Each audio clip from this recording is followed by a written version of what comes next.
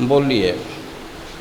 अस्ते स्वस्तरुणीकराग्रविगल कल्पप्रसूनाप्लुतं वस्तु प्रस्तुतवेणुनादलहरी निर्वाणनिर्व्याकुलम् स्रष्टनिरोधनी विविलस गोपीसहस्रावृतम् हस्तन्यस्तनतापवर्गमखिलो दारं किशोराकृति। फिर से सब लोग साथ में बोलिए। अस्ति स्वस्तरुणीकराग्रविगल कल्पप्रसूनाप्लुतं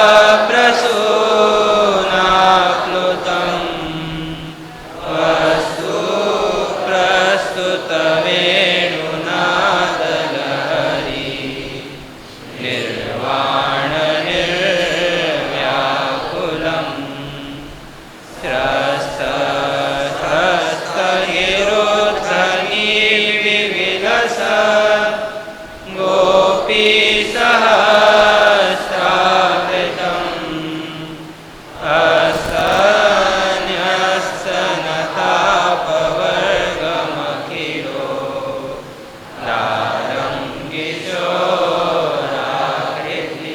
फिर से एक बार बोलो। तरुणीकराग्रविगल कल्पप्रसूनाप्लुतं वस्तु प्रस्तुतवेणुनादलहरी निर्वाणनिर्व्याकुलम्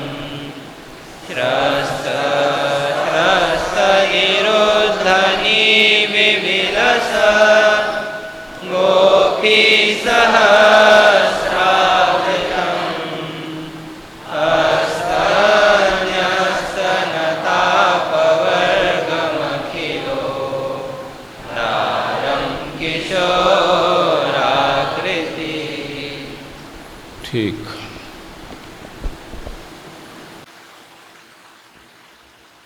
हम लोग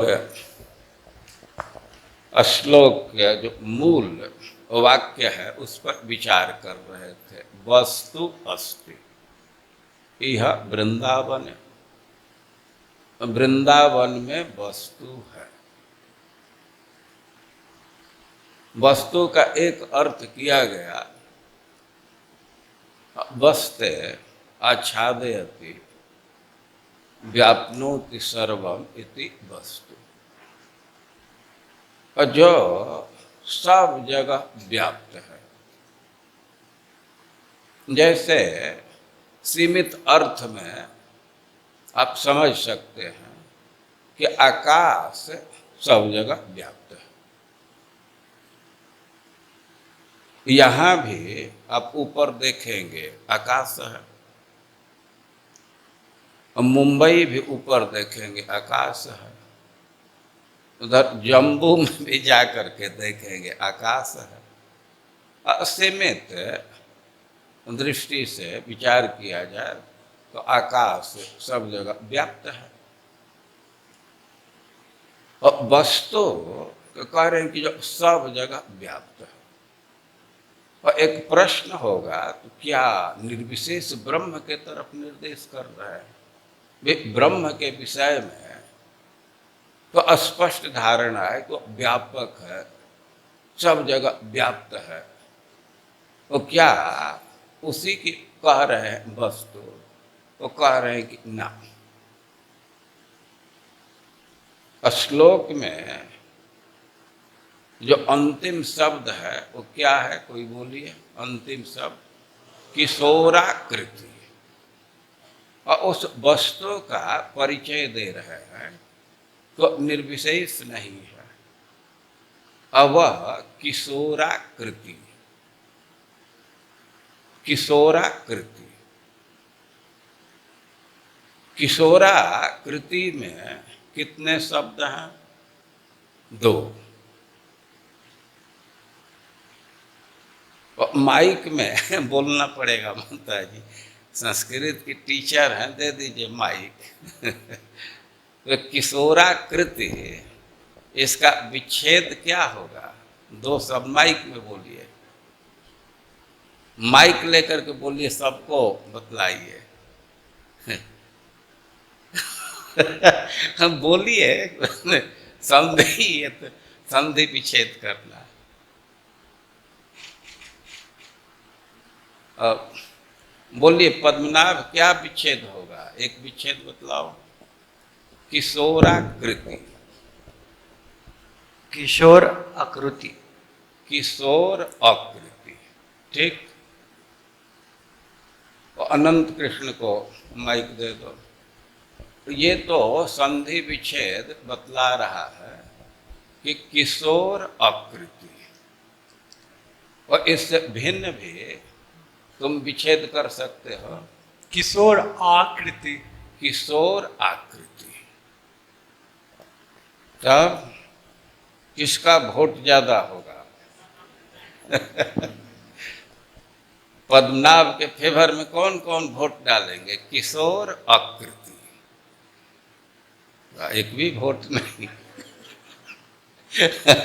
और अनंत कृष्ण के फेवर में हाँ कुछ वोट आ गया, ठीक। और जो संस्कृत समझ रहे हैं, जानते हैं, तो दोनों को मान्यता देंगे। किशोर आकृति, कई एक संस्कृत के जानकार भी हैं, तो इसमें कोई आपत्ति तो नहीं है किसी को। अ और अ मिल करके आ हो गया, किशोर आकृति। और दूसरे ढंग से विच्छेद करें, किशोर आकृति।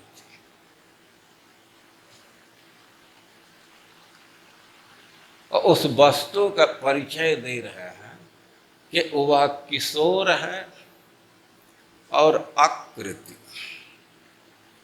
या पहले तो यह जो प्रश्न उठाया गया है कि क्या वह निर्विशेष ब्रह्म है, तो कहना किशोर आकृति, उसका आकृति है और खूब सुंदर आकृति है, बहुत मनोहर आकृति है, तो बिल्कुल किशोर है, ठीक।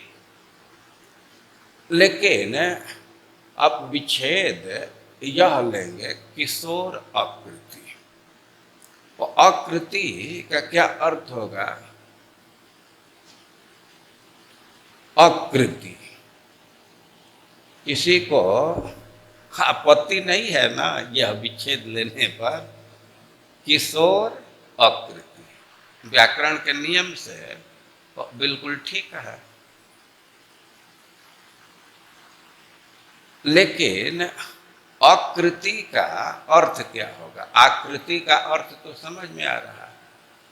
आकृति का अर्थ हुआ कि उसका स्वरूप ही है किशोर, वो कभी बूढ़ा नहीं होता। अनादि काल से किशोरावस्था में, कैसे नवजौवनम च आदि पुराण पुरुष नवजौवनम च, वो सबके आदि हैं, लेकिन वो नवजौवन और किशोरावस्था के अभी नवजौवन प्रस्फुटित हो रहा है, और ये वस्तु का स्वरूप दे रहे हैं। लेकिन अब दूसरा अर्थ लिया जाए तो ये भी है कि वह किशोर है और आकृति। किशोरम च तद आकृति चेति। और आकृति का क्या अर्थ होगा? न विद्यते कृति करणम यत्र तद आकृति।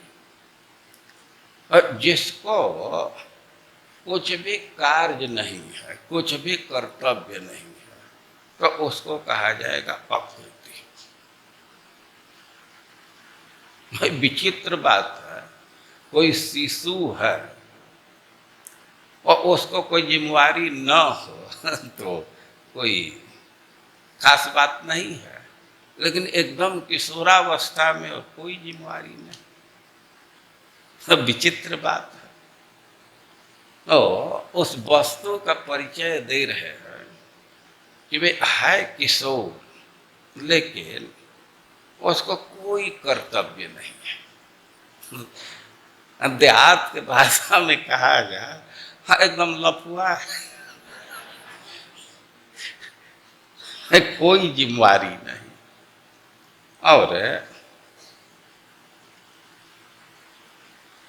ऐसा शास्त्र में भी वर्णन है कि कोई जिम्मेवारी नहीं।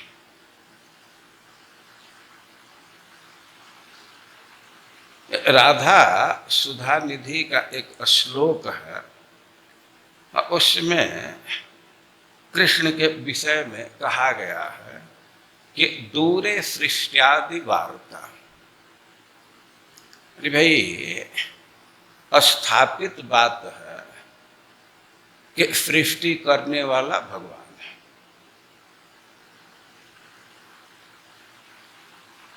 और भगवान का अनुमान करते हैं, और उसमें सृष्टि एक महत्वपूर्ण कारक है। भाई सृष्टि है तो इसको करने वाला कोई है, लेकिन यह ग्रंथकार कह रहे हैं कि दूरे सृष्टि आदि वार्ता।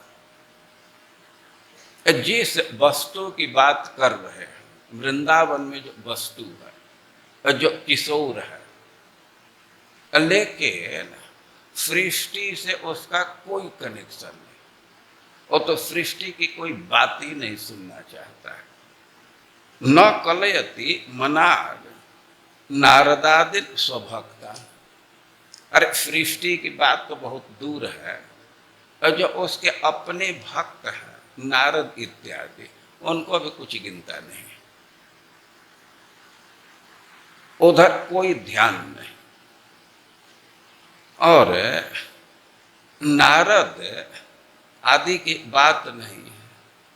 श्री दामाद्य सुहृद भी न मिलती, और जो अपने प्रिय भक्त हैं श्रीदाम इत्यादि, उनसे भेंट ही नहीं करता है।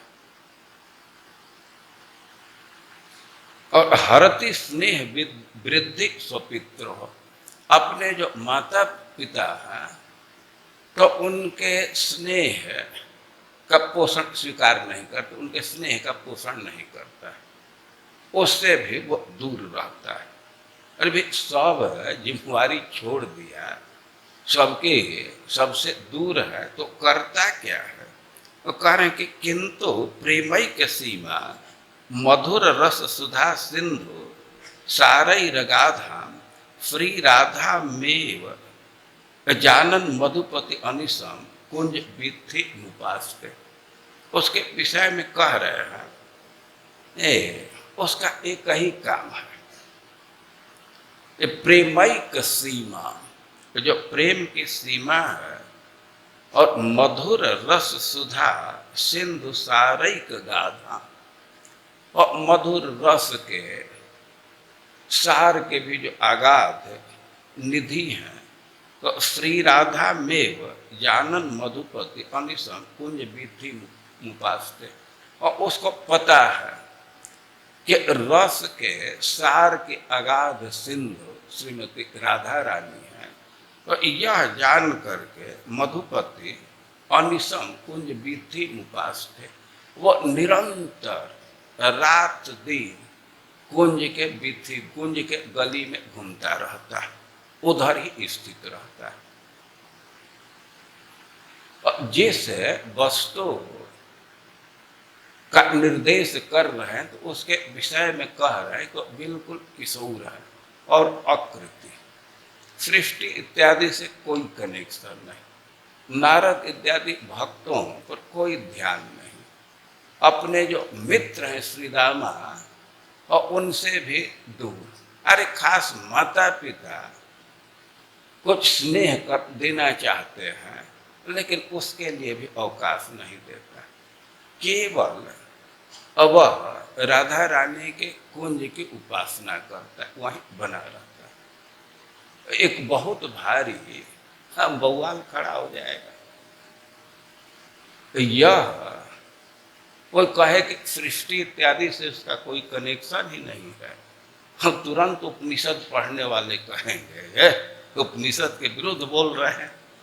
उपनिषद में तो स्पष्ट है कि यतो याइमानि जायन्ते, और उसी से जन्म होता है और उसी में लय होता है, उसी में स्थित है। सृष्टि से कैसे वो दूर रह सकता है? सृष्टि से तो कनेक्शन है। तो क्या उपनिषद की बातें असत्य हैं? नहीं भाई, वो असत्य नहीं है, लेकिन सिद्धांत समझना चाहिए कि सृष्टि करने वाले भगवान दूसरे हैं। वो वृंदावन बिहारी जिसका उल्लेख यहाँ किया जा रहा है, और वह सृष्टि से कनेक्शन नहीं रखता। आप चैतन्य चरितामृत पढ़ते हैं और उसमें चैतन्य महाप्रभु के अवतार के विषय में चर्चा है। वो वे ग्रंथकार कृष्णदास कविराज गोस्वामी वर्णन कर दिए। ये भाई प्रेम भक्ति के प्रचार के लिए, हरिनाम के प्रवर्तन के लिए चैतन्य महाप्रभु अवतरित हुए। लेकिन कह रहे हैं कि यह तो बहिरंग कारण है।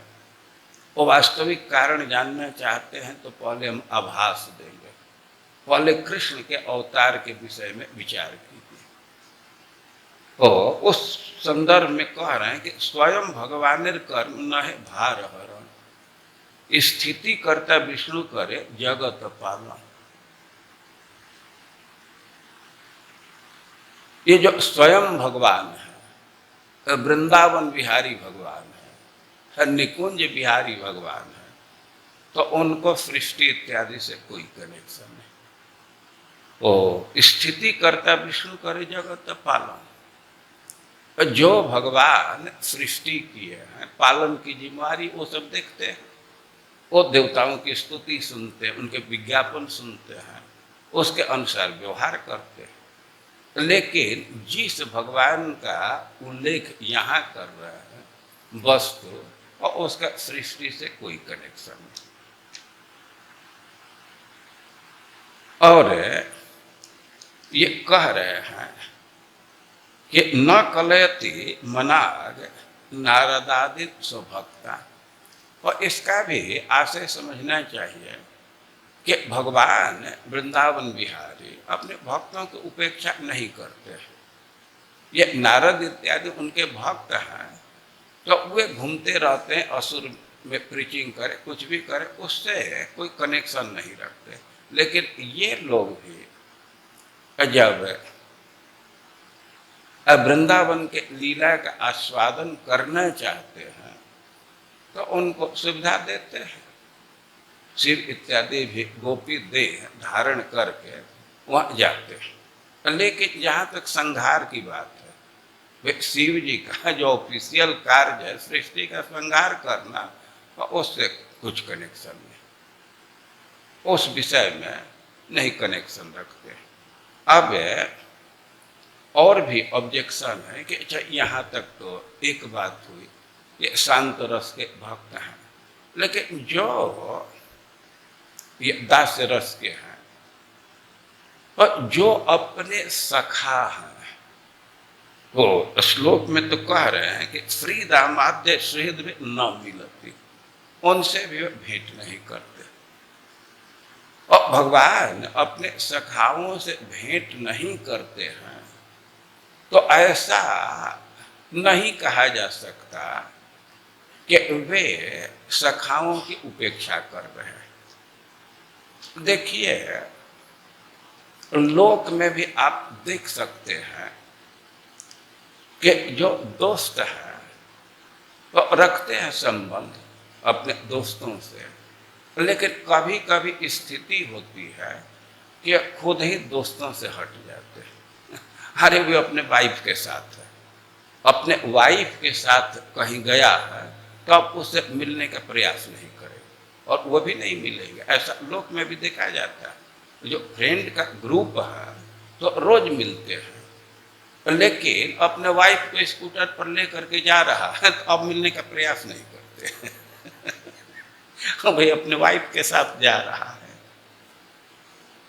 तो यह दोस्तों के विरुद्ध कोई आचरण नहीं है।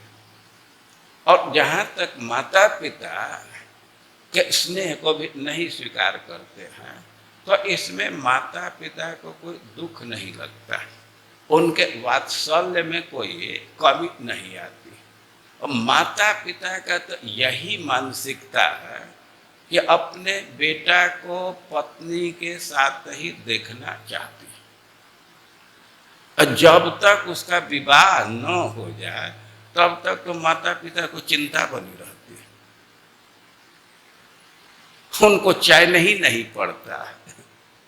यहाँ रूपचरण बैठे वो कहते हैं कि कोई विवाह के लिए घर पर आ जाता है तो लड़के की माँ का इतना उत्साह रहता है खिलाने पिलाने।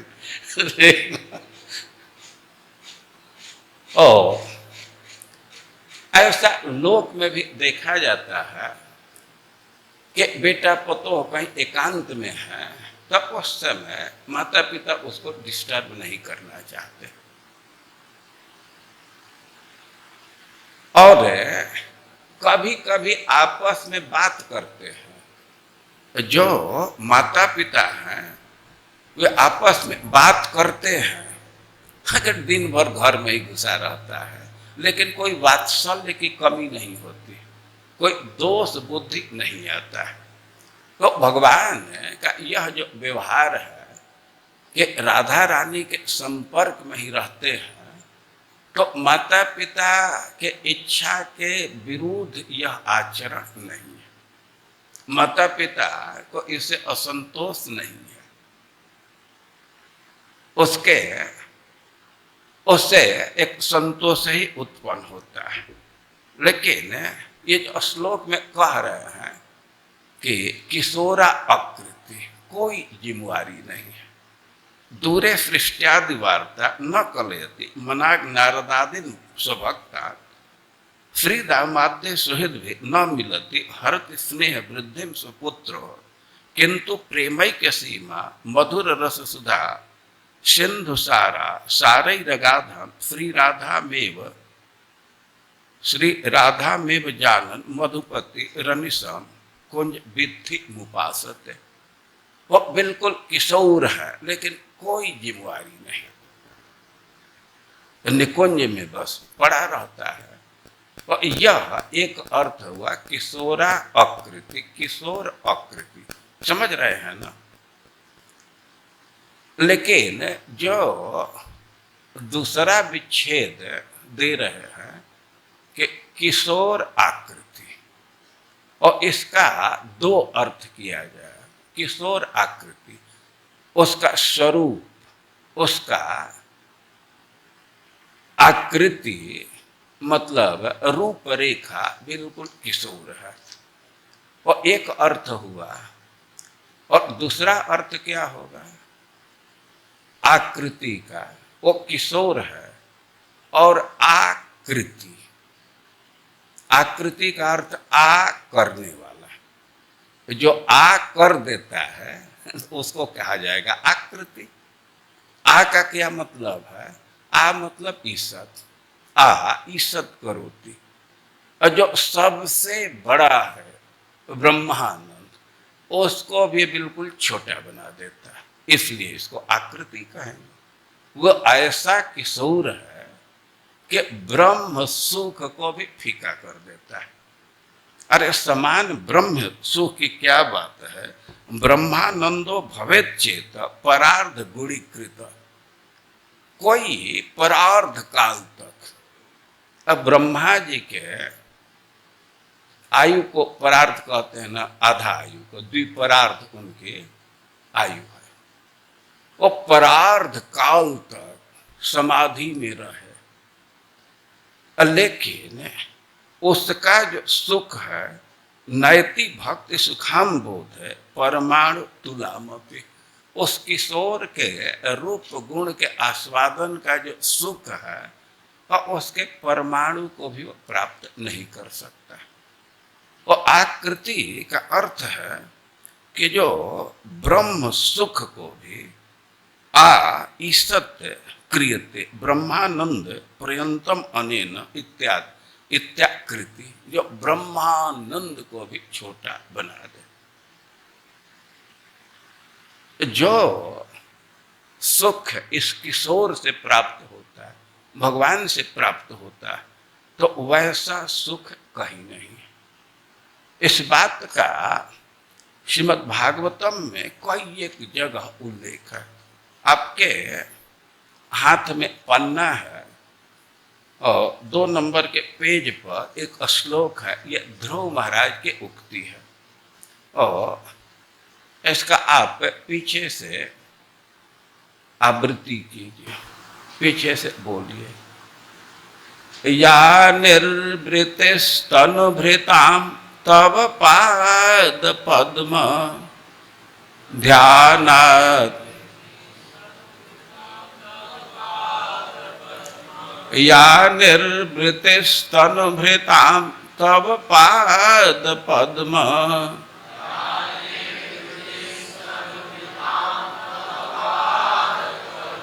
ध्यानाद्भव जन कथा श्रवणेन वाशात्।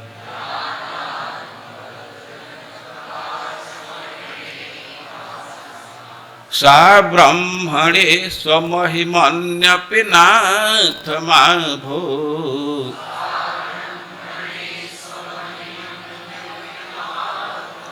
किं त्वन्तकाशिलुलितात् पततां विमानात्।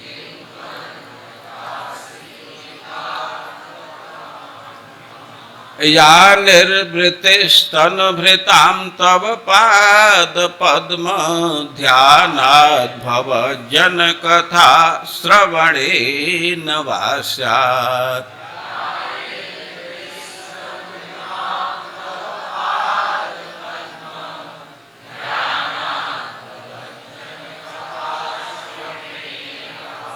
या निर्वृतिस्तनुभृतां तव पाद पद्म ध्यानाद्भव जन कथा श्रवणेन वास्यात्।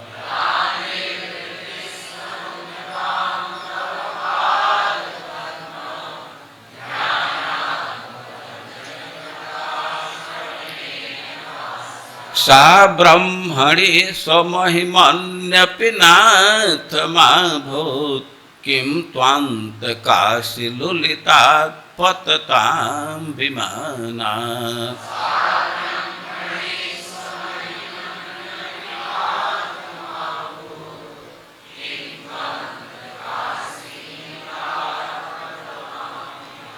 सब लोग साथ में बोलिए।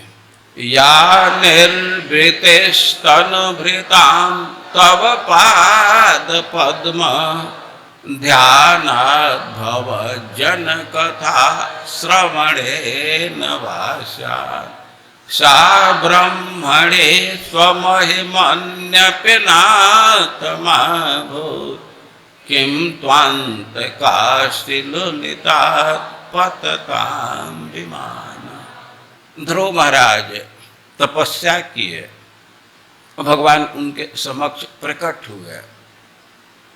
ध्रुव महाराज उनको प्रणाम किए और उनका गुणगान करना चाहते थे, लेकिन वाणी निकल नहीं रही थी। और भगवान अपने शंख को उनके गाल से स्पर्श कराए, शंख को गाल से छुआए और ध्रुव महाराज स्तुति करने लगे। परात्म निर्णय, ये जो बात बोले हैं तो क्लियर कट सिद्धांत है परमात्मा का, भगवान का। एकदम स्पष्ट वर्णन है। उनके स्तुति के विषय में कहा जाता है कि वे सूर्य के समान प्रकाश देने वाले। 12 श्लोक है ध्रुव महाराज की स्तुति का, और उसको 12 आदित्य जैसा कहा जाता है। और उसमें कई एक बात बोले हैं, एक बात कह रहे हैं कि या निर्वृत्ति, निर्वृत्ति समझना चाहिए, निवृत्ति से भिन्न शब्द है, निवृत्ति से कंफ्यूज नहीं होना चाहिए। निवृत्ति का अर्थ होता है साइड करना, अलग होना, लेकिन निर्वृत्ति का आनंद होता है आनंद। निर्वृत्ति का अर्थ होता है आनंद, जो भीतरी आनंद है उसको निर्वृत्ति कहते हैं। क्योंकि या निर्वृत्तिस्तनुभृताम तव पाद पद्म ध्यानात्, क्योंकि जो आनंद देहधारियों को आपके चरणों का ध्यान करने से, पाद पद्म ध्यान और भवजन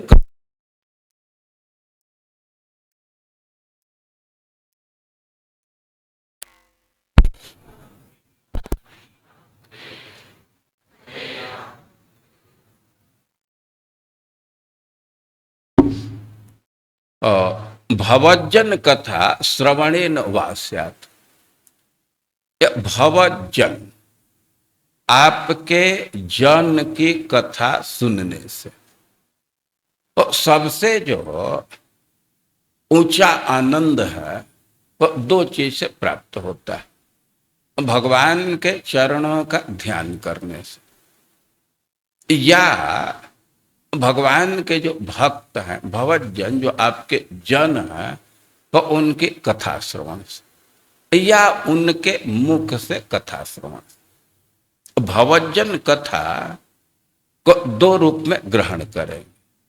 आपके जो जन हैं, भक्त हैं, तो उनसे कथा सुनना, या उनके विषय में कथा सुनना। तो जैसा आनंद है तो सा ब्रह्मणि सो महिमन्य नाथ महाभूत, और वैसा आनंद तो ब्रह्म के अनुभव में भी नहीं है। जबकि ब्रह्म के अनुभव के विषय में कह रहे हैं कि स्व महिमन्य, उसको सबसे ऊंचा माना जाता है। जो मोक्ष का सुख है उसको सबसे ऊंचा माना जाता है। ब्रह्म के तादात्म्य का जो सुख है तो सबसे ऊंचा है, तो इसलिए करें कि स्व महिमनि, वैसा सुख है कहीं दूसरी जगह नहीं है। लेकिन कह रहे हैं कि वह ब्रह्म में नहीं, जो सुख आपके चरणों के ध्यान से प्राप्त होता है, आपके भक्तों के मुख से कथा सुनने में होता है, या आपके भक्तों के विषय में कथा सुनने से होता है, तो वह ब्रह्म के अनुभव में नहीं है, मोक्ष में नहीं है।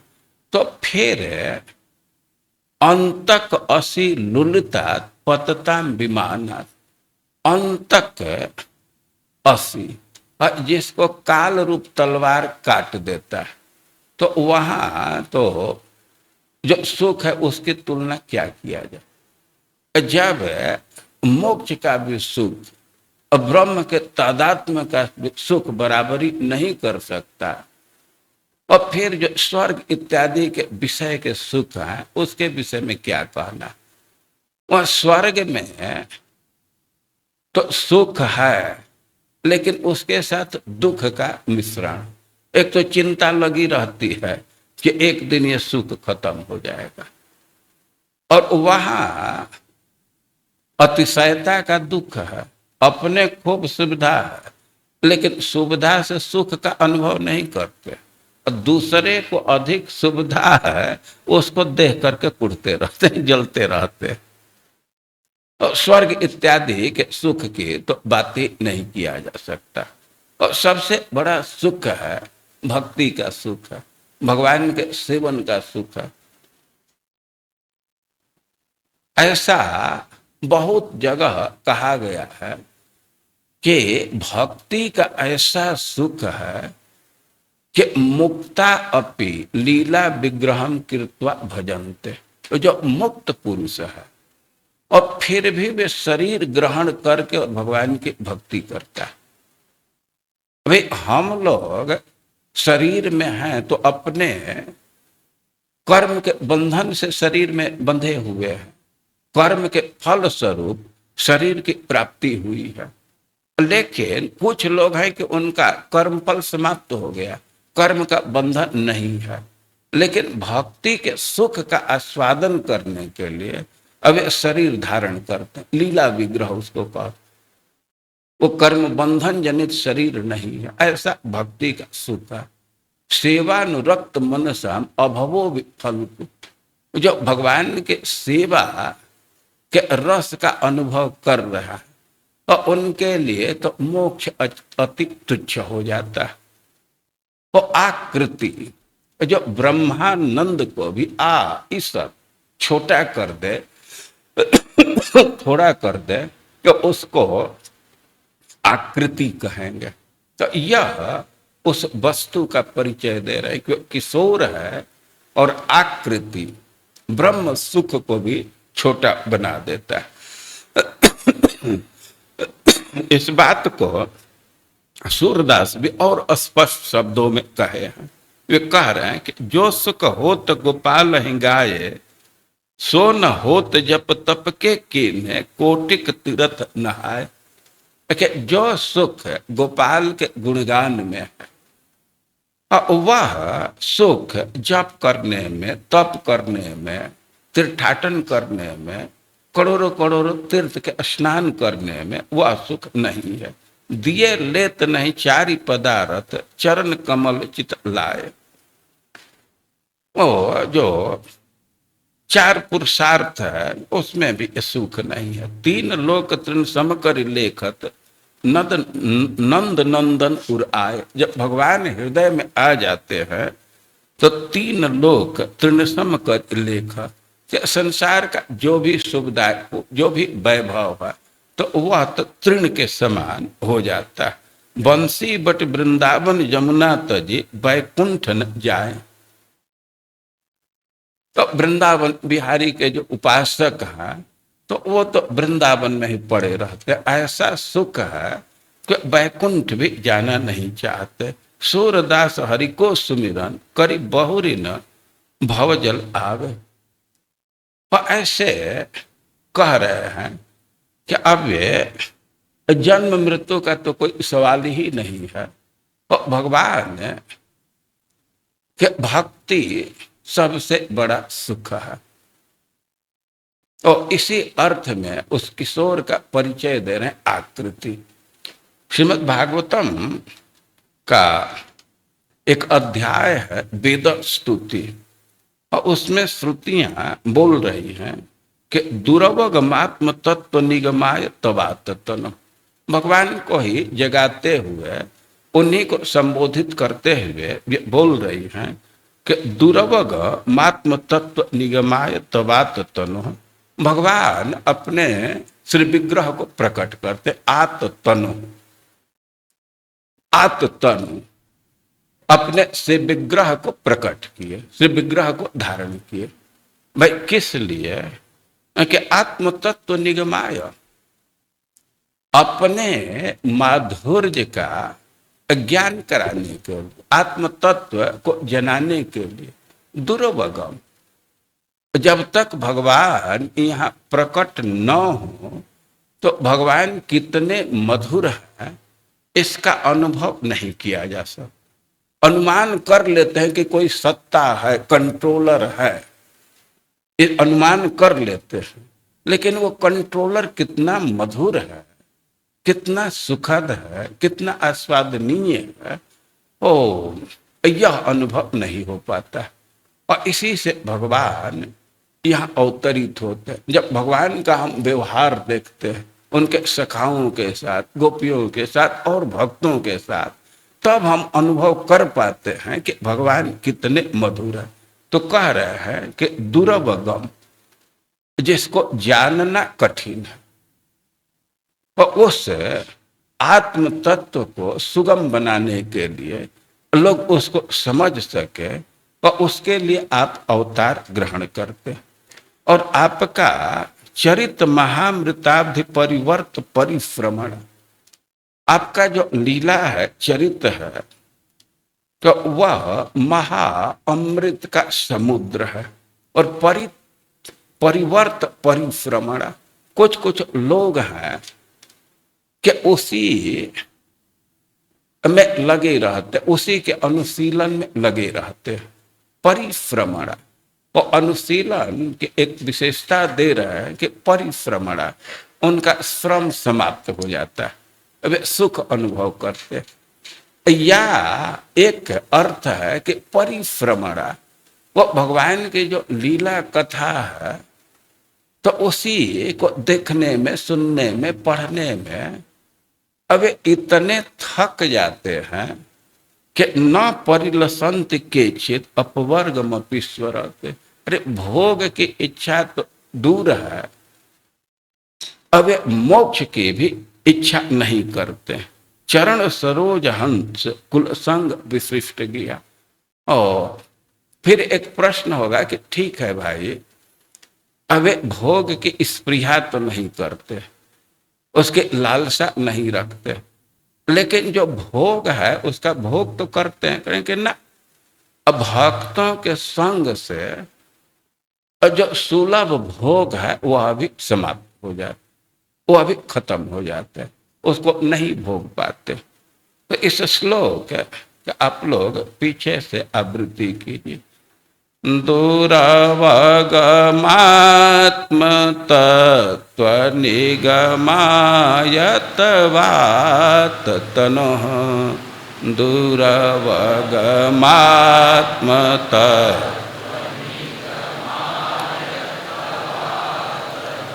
दूरवगमात्म तत्व निगमायतवात तनोः,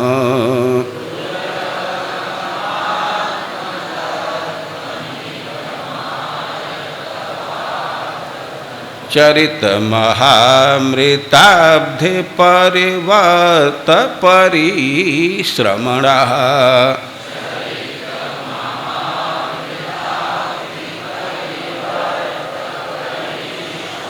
न परिलसन्ति केचिदपवर्गमपीश्वरते,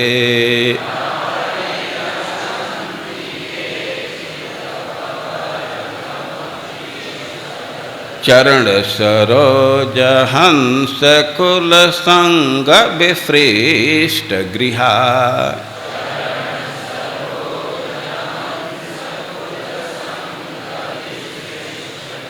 दूरवगमात्म तत्व निगमायतवात तनोः,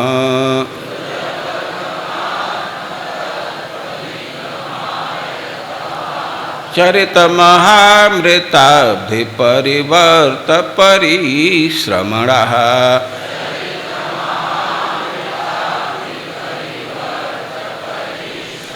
न परिलसन्ति केचिदपवर्गमपीश्वरते,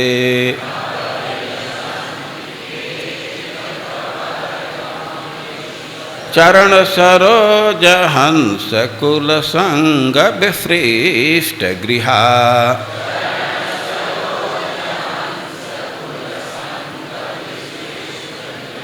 तो भगवान अपने तत्व का, अपने माधुर्य का प्रकाशन करने के लिए, लोगों को जनाने के लिए शरीर ग्रहण करते, शरीर अपना श्री विग्रह प्रकट करते। यन्मर्त लीलो पैकम सुदेह, कैसे श्लोक है, यन्मर्त लीलो योग माया। ओ भगवान अपने जोग माया दर्शयता गृहीत, दर्शयता का अर्थ दर्शयतु, अपने जोग माया के बल को दिखाने के लिए वो शरीर प्रकट करते। वो भगवान का ज्ञान हो जाए, सुगम हो जाए, तो इसके लिए वे अवतार ग्रहण करते।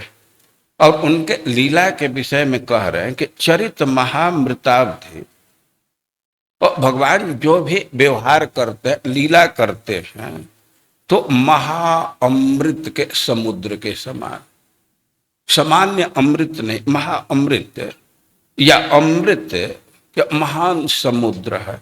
और परिवर्त परिश्रमण, अब अमृत का समुद्र है तो उसमें जो डुबकी लगा रहा है तो परिश्रमण, उसका श्रम समाप्त हो जाता है। यह परि शब्द का प्रयोग वर्जन के अर्थ में भी होता है। और परिश्रमण, परिश्रम का अर्थ हुआ कि श्रम बिल्कुल समाप्त।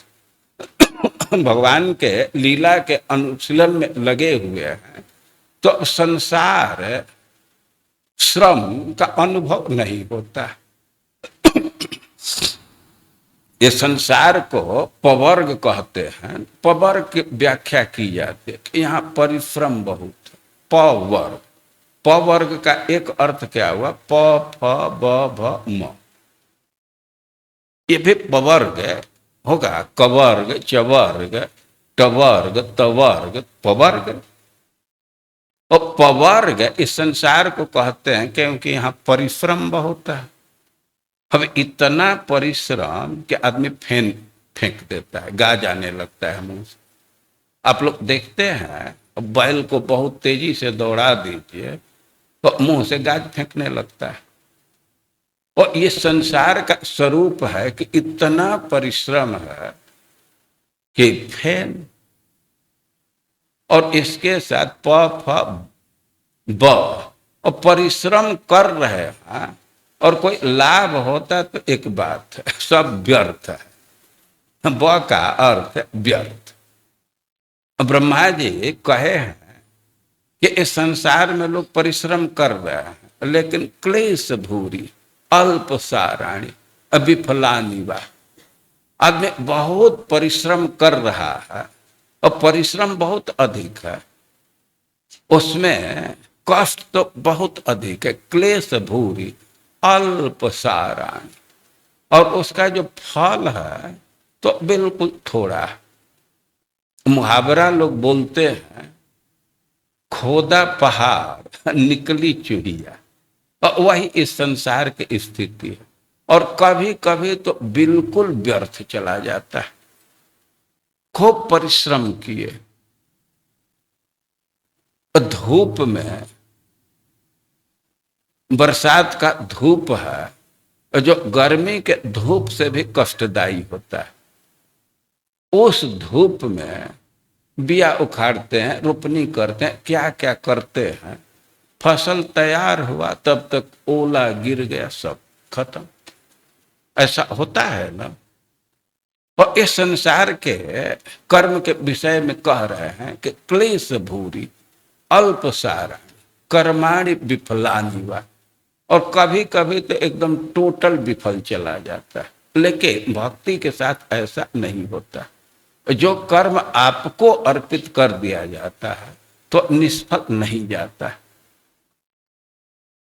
तो यहां कह रहे हैं कि इस संसार का स्वरूप है कि परिश्रम बहुत अधिक है, लेकिन जो आपके लीला कथा के अनुशीलन में लगा हुआ तो परिश्रमणा, परिवर्जन के अर्थ में उसका श्रम सब समाप्त हो जाता है।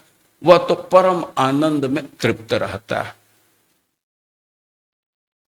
और दूसरा अर्थ किया गया है कि अब उसको आपके लीला कथा में इतना आनंद है कि उसी में भी एकदम थक जाता है।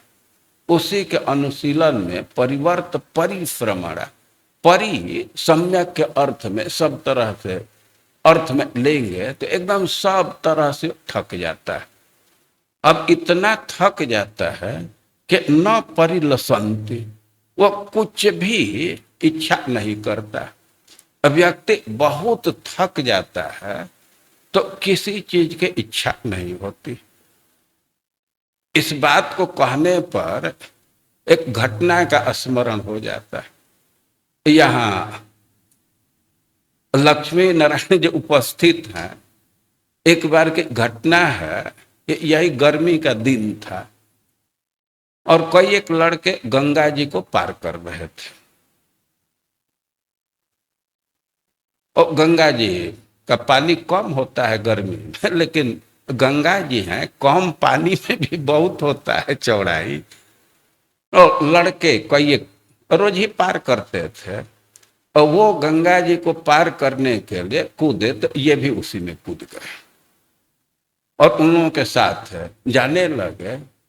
लेकिन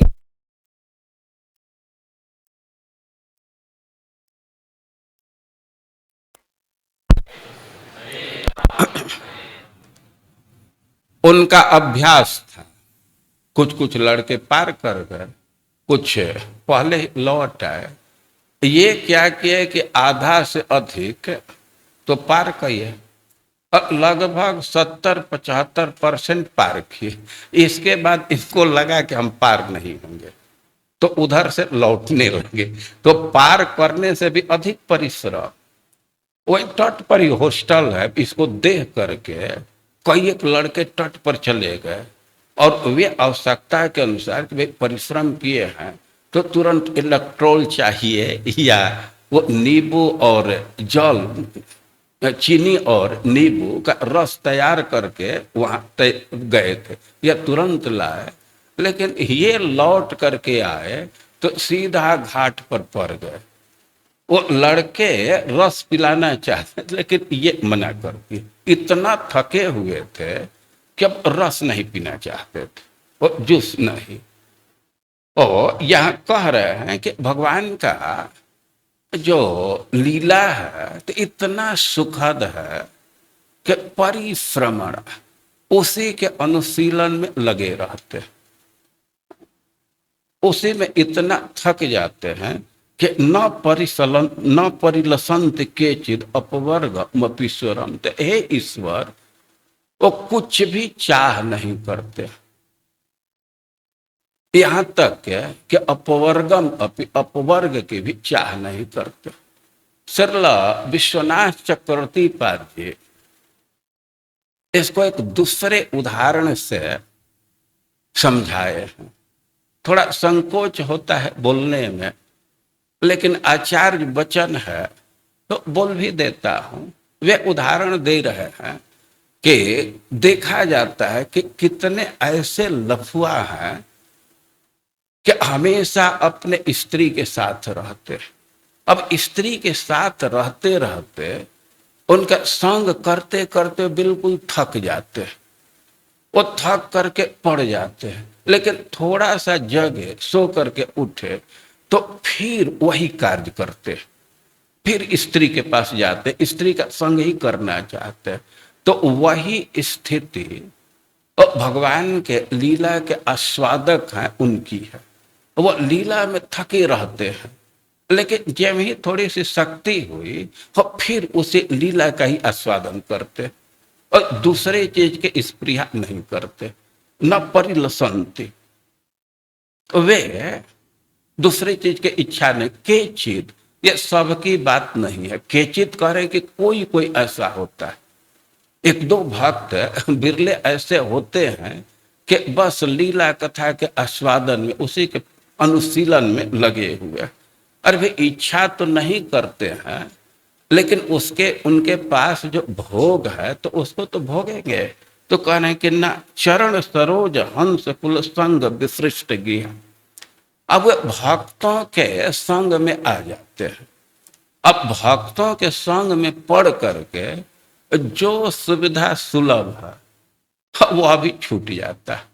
बहुत सारे वृंदावन के भक्त हैं कि उनके घर में बहुत बहुत सुविधा है, आम का बगीचा है, दूध की सुविधा है, घर में एसी लगा हुआ है, लेकिन इस गर्मी में भी भक्तों के साथ चटाई बिछा करके सोते हैं। तो भक्तों के संग में पड़ जाने से जो पहले से उपलब्ध सुविधा है वह भी छूट जाता है। वो भक्ति के सुख का अनुभव करते हैं और भौतिक सुख की अभिलाषा ही नहीं रह जाती। और भक्ति का सुख है सबसे ऊपर। तो इस श्लोक को फिर से आप लोग बोलिए, साथ में बोलिए। दूरवगमात्म तत्व निगमाय तवात तनो चरित महामृताब्धि परिवर्त परिश्रमणा न परिलसन्ति केचिदपवर्गमपीश्वर ते चरण सरोज हंस कुल।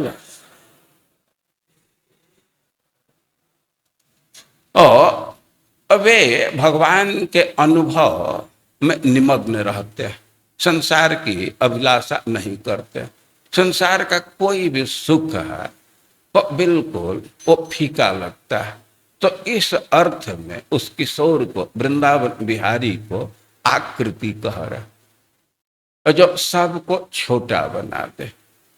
और इसको एक पद में बोले हैं, जाके उर बसी रसमसी छवि सांवरे की ताही और बात निकी कैसे करी लागी है।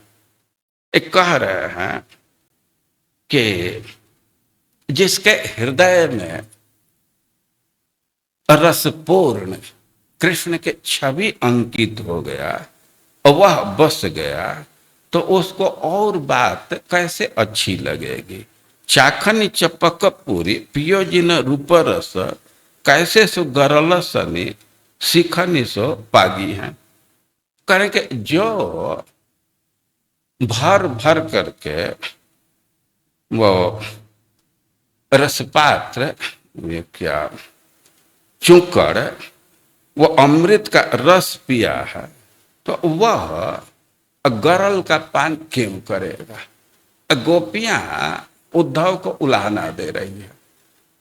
ये भाई थोड़ा विचार करो कि जिसके हृदय में उस सांवले का रूप बसा है, तो कैसे दूसरी बात अच्छी लगेगी। जो उसके रूप का रस बर्तन भर भर करके पिया है, तो ये जो तुम्हारा उपदेश है ये तो विष के समान लग रहा है, कहीं उसको ग्रहण करेंगे। आनंद को घन श्याम सुंदर सजल अंग छाड़ी धूम धुधरी सो कैसे को रागी है। ये कह रहे हैं कि आनंद को घन श्याम सुंदर सजल अंग, और कृष्ण का जो अंग है तो आनंद का घन है, आनंद का बादल है, और उसको छोड़ करके धूम धुधरी सो कैसे को उरागी है। कैसे कोई पसंद करेगा धुआं को, वो घना नंद को, आनंद के घन को, बादल को छोड़ करके वो धुआं को क्यों पसंद करेगा। ये तो नैन वाही को बदन हरे सिरे हो। गोपियां कह रही हैं कि हमारी जो आंखें हैं तो वह तो केवल उनको देख करके, ये तो नैन वाही को, वाही मतलब श्री कृष्ण को, श्री कृष्ण के मुख को हरे देख करके ही सिरे हो। सिरे मतलब सीता। वो आंख का विकलता तो केवल कृष्ण के रूप को देखने से दूर होता है। और बात आली सब लागत जो आगे हैं, और जो आप बात सुना रहे और वह तो हम सखियों को तो एकदम आग जैसा लगता है। केवल कृष्ण के जो रूप है तो उसी से आंखों को शीतलता प्राप्त होती है, उसी से आंखें ठंडी होती है। और ये सब दूसरी बात तो एकदम आग के समान लगता है। इसको पीछे से बोलिए। जाके ओरा बसेरा समते छवि सांवरे की ताही और बातनी की कैसे कर लागी है।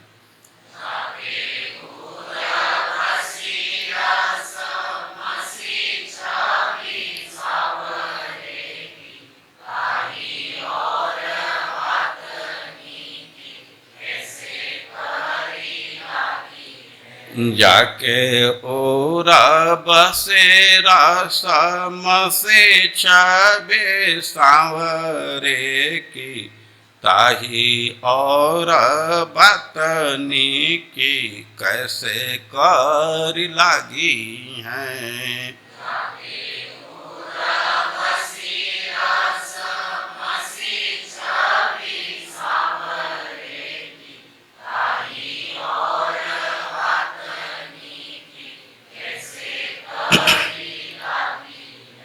चखनी चपक पूरी पियो जिन रूप रस कैसे सो गरल सनी सिखनी सो पागी हैं।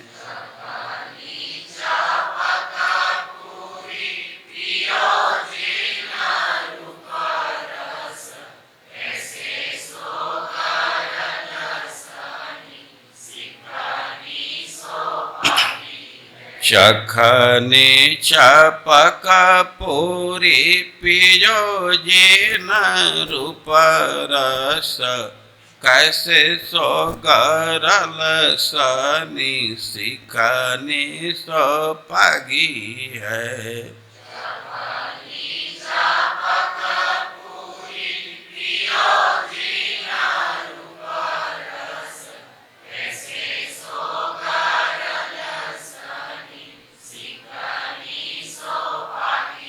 आनंद को घन श्याम सुंदर सजल अंग छाड़ी धूम धुधरी सो कैसे को रागी है।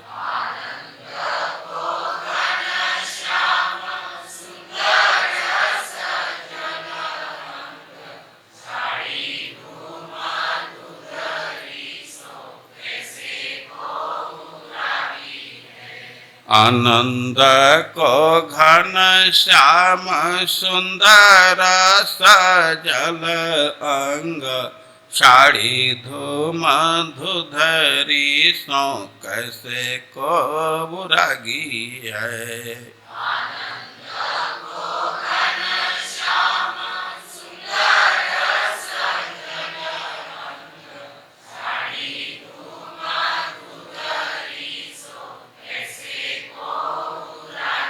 ये तो नैन वाही को बदन हरे सिरे होत और बात आली सब लागती जो आगी है।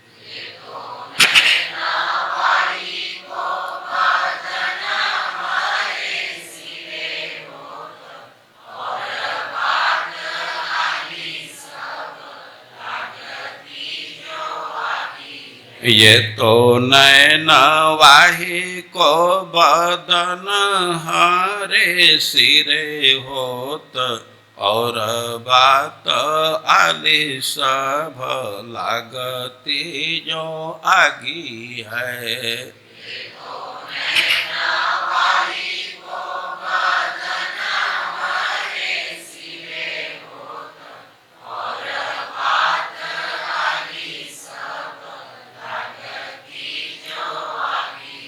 जाके ओर बसेरा समसे छबे सांवरे की ताही और बतनी की कैसे कर लागी हैं।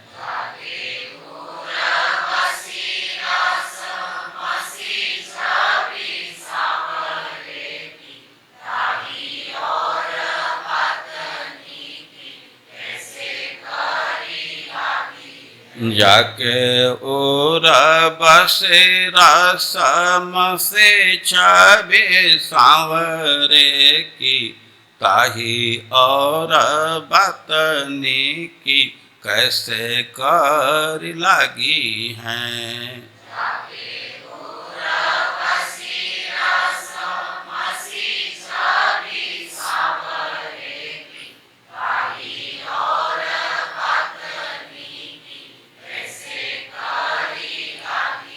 चखनी चपक पूरी पियो जे न रूप रस कैसे सो गरल सनी सिखनी सो पागी है।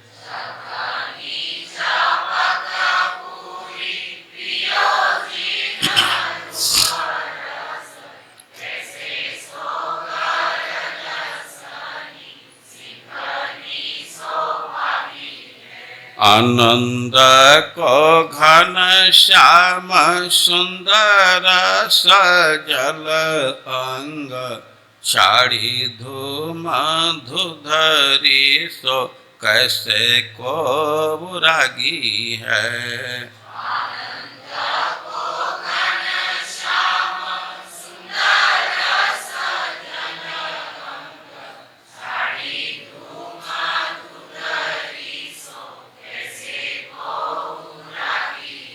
आनंद को घन श्याम सुंदर सजल अंग छाड़ी धूम धुधरी सो कैसे को बुरागी है।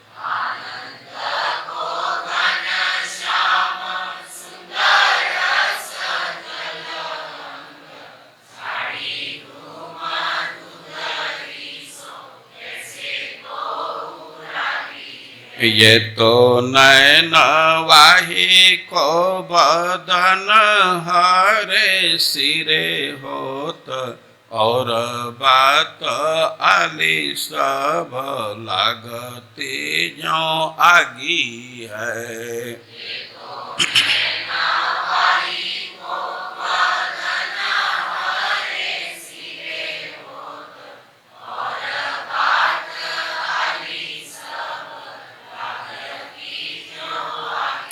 ये तो नैन वाही को बदन हरे सिरे होत और बात आली सब लागती जो आगी है।